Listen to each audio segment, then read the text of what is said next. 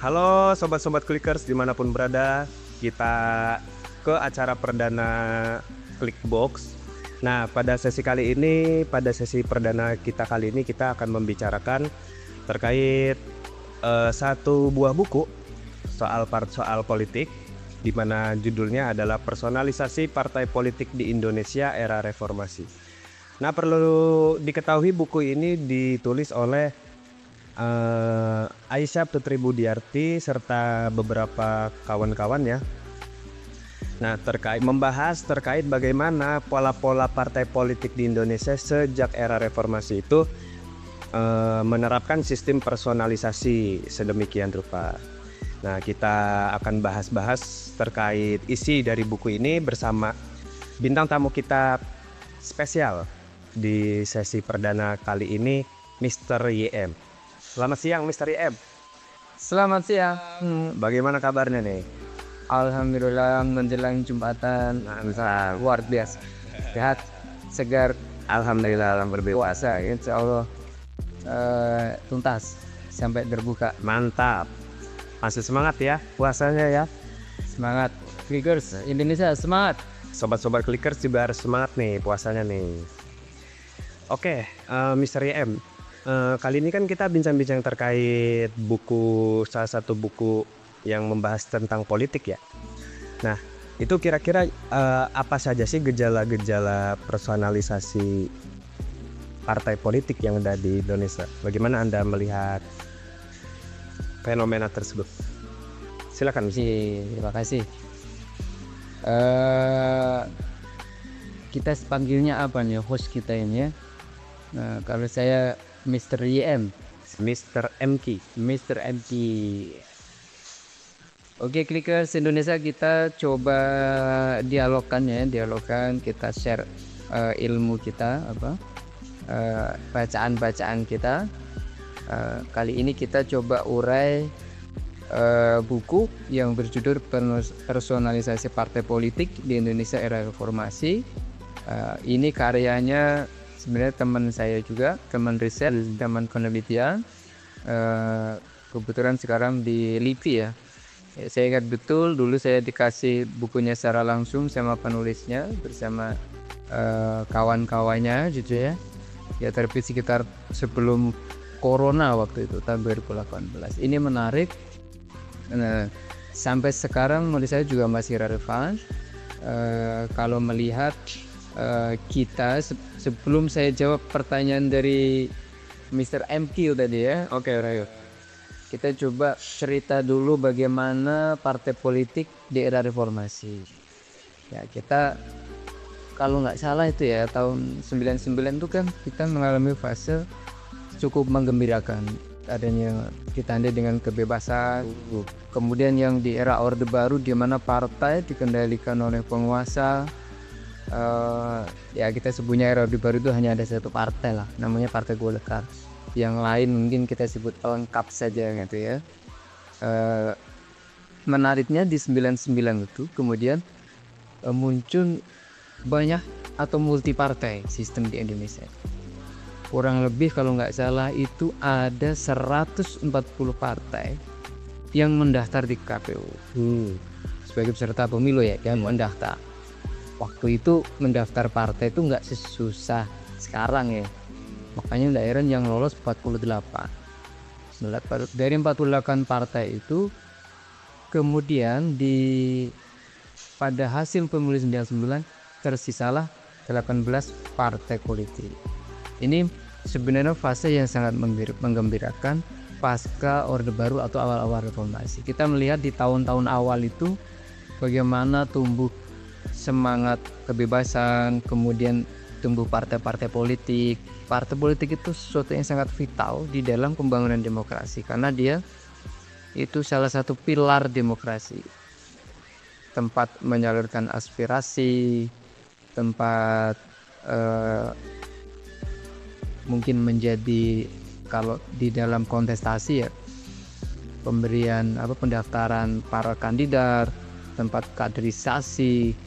Ini di dalam pilar demokrasinya punya peran yang sangat krusial ya. Membangun konektivitas antara si pemilih dengan elitnya, kemudian hubungan antara rakyat dengan pemimpinnya, misalnya rakyat dengan legislatifnya dan sebagainya. Ini penghubungnya semuanya ada di partai politik. Karenanya partai politik itu sangat krusial di dalam konteks pembangunan demokrasi, kualitas demokrasi di Indonesia.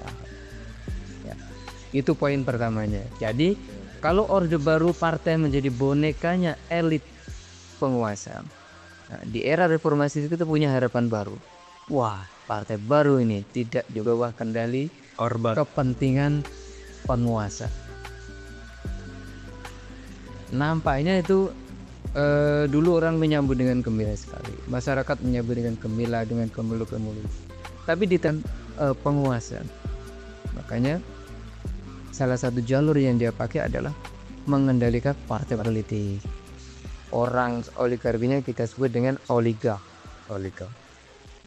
Kalau partai sudah dikendalikan, eksekutif dikendalikan, ya, intinya lebih mudah bagi oligarki untuk mengendalikan kekuasaan, mengendalikan kekayaan dan mempertahankan kekayaan mereka. Nah, itu poin yang kedua. Dan penguasa. Makanya salah satu jalur yang dia pakai adalah mengendalikan partai politik. Orang oligarkinya kita sebut dengan oligark.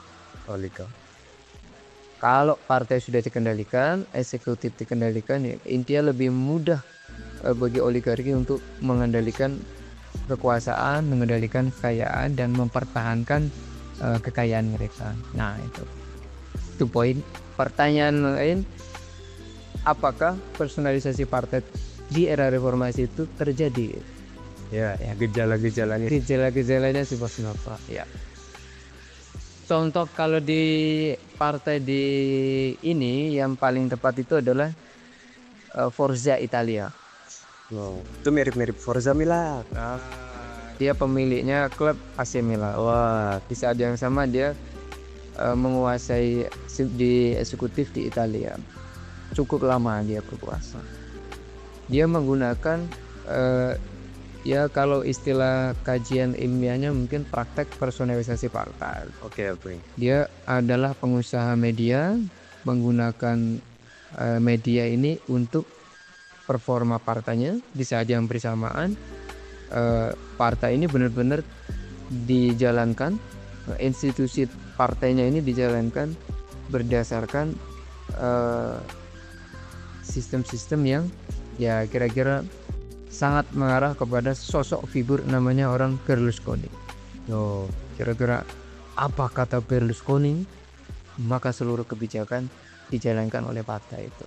Nah, jadi intinya yang tadinya parpol itu harusnya yang kita sebut tadi tempat menyalurkan aspirasi miliknya publik dan kemudian diperjuangkan untuk menghubungkan kepentingan rakyat dengan penguasa, kemudian menyampaikan kritik terhadap penguasa, ya sarana aspirasi dan penghubung antara komunikasi antara rakyat, tempat dialog. Kalau Habermas mungkin nyebutnya apa, diskursus diskursus demokrasinya itu yang oleh partai politik. Ini tidak terjadi ketika partai itu mengalami gejala personalisasi partai politik. Yang tadinya partai ini milik umat, milik publik, dibentuk oleh rakyat untuk kepentingan rakyat, kemudian berubah menjadi kepentingan individu atau kepentingan kelompok kecil atau kepentingan kelompok tertentu. Artinya partai ini dikuasai, dikendalikan oleh 1% atau kelompok kecil. Nah, ini disebut istilah namanya personalisasi partai politik. Berarti dengan demikian, dengan adanya personalisasi partai politik itu secara bersamaan juga terjadi apa yang disebut sebagai praktik-praktik oligarki, Muster ya. Nah, kembali ke itu, ada peran memang penguasa, ada peran sosok individu yang kira-kira dia punya modal. Ini beberapa faktor bagaimana terjadinya pada saat tahun pertama, tahun kedua, partai kita itu terlihat menggembirakan. Muncul partai PKB, muncul partai ini, banyak sekali kan? Iya. Itu menggembirakan sekali. Nah, di tengah jalan muncul gejala-gejala yang menyebabkan parpol itu mengalami terpersonalisasi. Di antaranya pelakunya yaitu tadi ada penguasa, ada oligarki, ada kelompok kecil keluarga mungkin macam-macam karena faktor finansial lah atau faktor ketokohan. Nah, di dalam buku ini ya hasil riset daripada teman-temannya Aisyah Putri ini mengungkapkan bahwa dari 10 partai yang lolos di parlemen gitu ya. Partai besar ini ya, partai besar. Kita partai kecilnya nggak kita itu. Itu ada 7 partai yang menurut hasil kajian daripada di buku ini itu mengalami personalisasi partai. Apa aja sih? Kira-kira apa aja? Bisa kita sebut nama nggak ya? Nomor 1 PDIP. Nomor 2 Demokrat. Kemudian nomor 3 Partai Gerindra. Besar semua kan? Iya, partai besar itu. Partai gajah semua. Ada Partai Nasdem. Kemudian ada Partai Hanura. Ada Partai PAN dan kemudian Partai PKB. 7 partai ini yang menurut hasil risetnya Aisyah ini mengalami gejala yang disebut dengan personalisasi partai. Kemudian ada 3 parpol lainnya itu istilahnya Aisyah itu bukan personalisasi partai, tapi dia menyebutnya yang saya sebut tadi tidak person, tapi dikuasai oleh kelompok kecil. Istilah Aisyah Putri itu sentralisasi elit politik atau dikuasai oleh oligarki politik. Itu terjadi di mana? 3 partai. Partai Golkar, kemudian Partai PKS dan Partai P3. Nah, ada di buku itu diuraikan betul. Di Golkar siapa-siapa tuh, ada nama-namanya really kita tidak boleh menyebutkan, nggak perlu ya namanya siapa. PKS siapa, P3 siapa. Tapi kalau mau disepil boleh juga. Nah, ini yang kemudian diurai di situ secara miris. Dia mungkin cara menulisnya juga sangat emosional, sedih gitu ya. Setelah kabar demokrasi kita akan membaik dan sebagainya, tiba-tiba baru berjalan 2 tahun reformasi sudah terjadi pembusukan di dalam tubuh partai politik. Maka sulit rasanya agenda reformasi itu. Salah satu agenda reformasi adalah reinstitusionalisasi politik terhadap partai politik yang tadinya pada itu di bawah hegemoni penguasa. Ya, kira-kira seperti itu. Dan itu juga diatur oleh undang-undang partai politik, di mana supaya tidak terjadi praktek hegemoni atau partai itu dikendalikan oleh penguasa atau kelompok tertentu. Di partai politik itu ada ketentuan regulasi bahwa harus ada pergantian periodik kepemimpinan. Tidak boleh satu orang atau ini memimpin secara itu. Ya, tapi di dalam undang-undang itu ada titik lemahnya juga. Pergantiannya diatur berdasarkan ADART partai politik. Nah, Anda kalau melihat ada satu partai di sistem ADART-nya itu pergantiannya tidak menggunakan sistem kayak model mungkin rakerna Muna ya ini namanya Partai Nasdem. Tetap ada pergantian, tapi di Nasdem itu ada menggunakan pola sendiri cara pergantian kepemimpinan. Tapi faktanya kita lihat ya, misalnya yang terjadi di partai Gerindra misalnya, kenyataannya Prabowo terus menjadi ketua umum walaupun ada pergantian. Oke, kita tolong di istilah Gerindra Munas atau saya tidak tahu. Nah, ada setiap 5 tahun mengikuti regulasi yang ada. Demokrat kemudian PDIP juga sangat. Tadi umumnya selalu Megawati. Kira-kira gitu. Lalu pertanyaan dasar tadi, secara regulasi sudah diatur. pergantian kepemimpinan sudah diatur, kemudian penataan juga sudah diatur. Kenapa masih terjadi yang namanya personalisasi partai atau partai dikendalikan oleh individu atau kelompok tertentu? Ini pertanyaan yang mendasar yang kemudian dijawab oleh kira-kira oleh buku ini.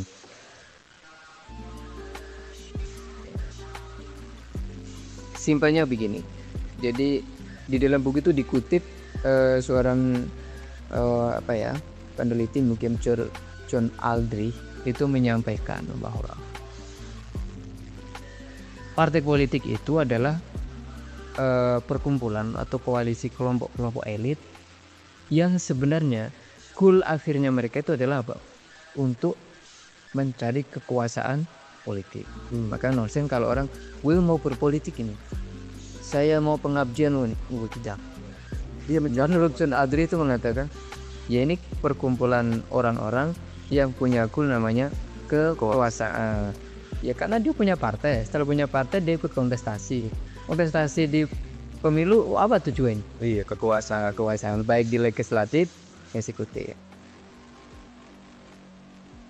Nah, disinilah kemudian kepemimpinan politik oleh individu menurut John Aldrich ini, mereka ada ketua umum besar atau ada kelompok elit tertentu, itu berpotensi mengarah pada personalisasi. Dia punya teori kalau nggak salah itu model kepemimpinan politik itu ada 4 ya. Dari 4 karakter kepemimpinan politik ini juga berpotensi terjerumus terhadap personalisasi partai, dan itu terjadi. Satu misalnya model kepemimpinan transformatif. Ya mungkin ini lebih kebuka, lebih itu ada di beberapa partai politik yang model-model Golkar atau apa itu mungkin lebih mengarah ke sana.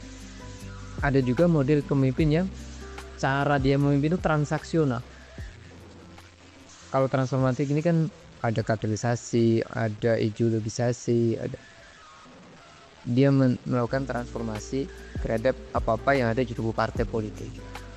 Nah, transaksional ini ya mungkin mirip-mirip saya sebut partai apa ya? Mungkin partai Perindo kali. Jadi karakter pemimpinnya pokoknya mau berapa, ini berapa, ini berapa, ini berapa. Dan hitungannya dia tidak memikirkan ideologinya, ininya, tapi kepemimpinan dia itu berdasarkan transaksional itu, dan dia sangat dihormati, kebijakannya juga diikutin. Ada karakter pemimpin yang model-model transaksional, istilahnya konkret. Ada juga model kepemimpinan partai atau kepemimpinan politik yang administratif. Ini beberapa contoh juga ada bagaimana dia membangun administrasi yang bagus, prosedur ini ya bagus, rapi, sehingga partai ini sangat tertata rapi secara administratif. Misalnya dia mau pendaftaran KPU dan rapi sekali itu, termasuk penataan target pemilih berapa, ini rapi sekali. Itu model kepemimpinannya seperti itu. Yang terakhir itu model solidaritas. Nah, begitu dia berada di partai tersebut, orangnya sangat support, kemudian keliling kemana-mana dan seterusnya, sehingga model pemimpin seperti ini tuh istilahnya apa ya, mungkin dia akan mempunyai banyak sekali penduduk, sangat populer, sangat dikenal, dan sangat dekat dengan konstituen atau kalau di partai mungkin pengurus-pengurusnya. Nah, di dua karakter pemimpin itu ada di partai-partai yang ada di Indonesia, di 4 ini ya, maksudnya 4 itu. Dan keempat-empatnya itu berpotensi mengarah kepada yang disebut tadi apa, personalisasi partai politik. Kira-kira, nah pertanyaan yang tadi ada 2, internal dan faktor eksternal. Kalau faktor internal itu bisa digali dari bagaimana sejarah pendirian partai politik tersebut. Anda bisa lihat sendiri studi misalnya di Partai Gerindra atau di Partai PKS, bagaimana sejarah partai itu dibentuk, atau di PKB sejarah partainya bagaimana dibentuk. Nah, ini nanti akan kelihatan faktor sejarah ini akan mempengaruhi apakah partai ini akan terjatuh pada personalisasi partai atau ya. Contoh misalnya ada figur yang sangat kuat, kemudian dia berambisi pengen jadi apa gitu, lalu bikin partai. Itu kan faktor sejarah.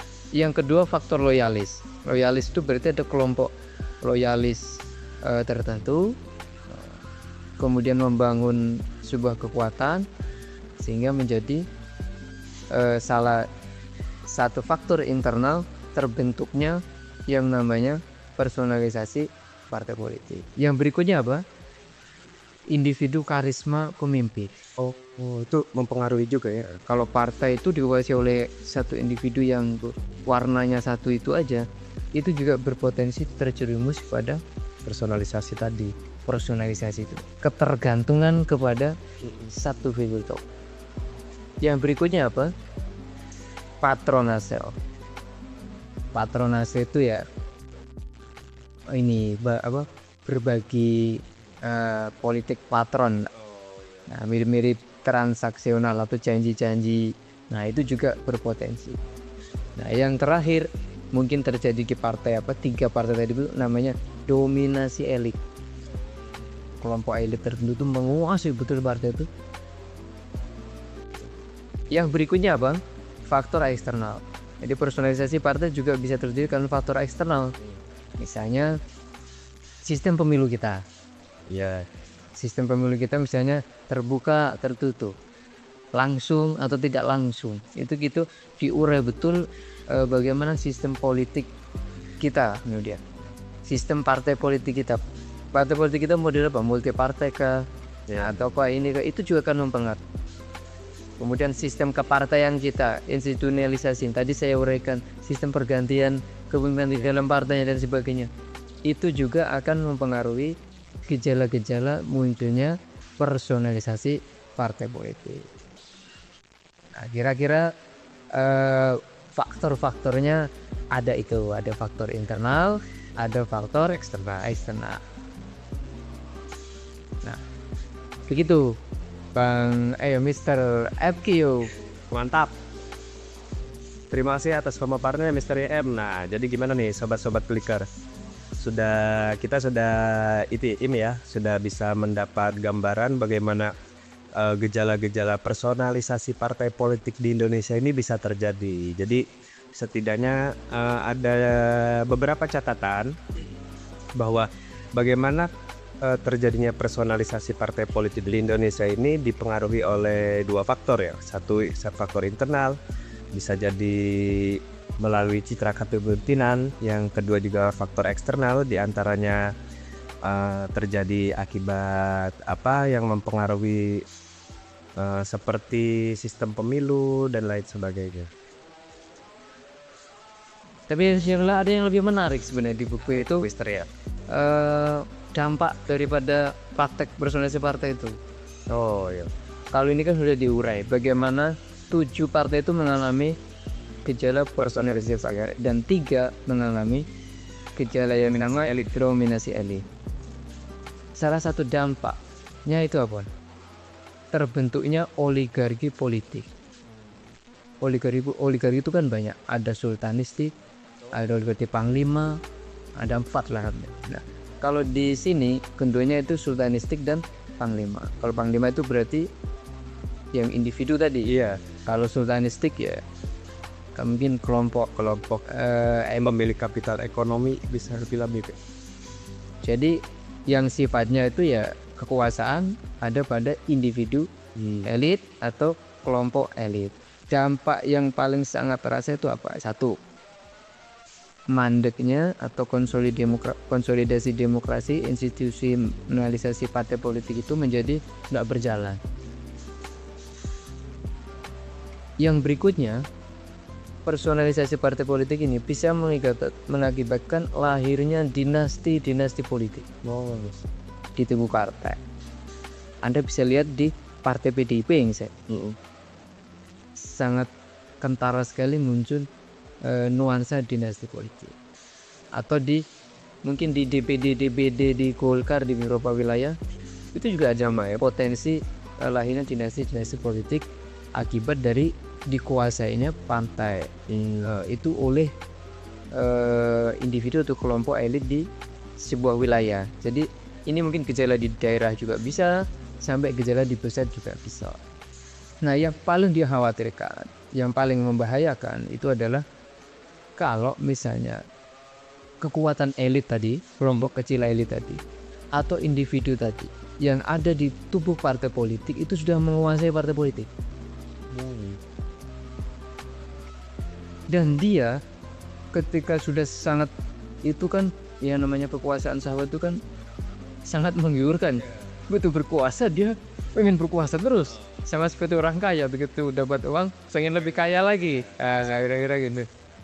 Nah, ini yang lebih berbahaya kalau sudah terjatuh ya apa yang kita sebut namanya kekuatan superpower individu. Apalagi dia kemudian menjadi penguasa di eksekutif misalnya, punya kekuasaan yang sangat powerful. Nah, itu sangat berbahaya.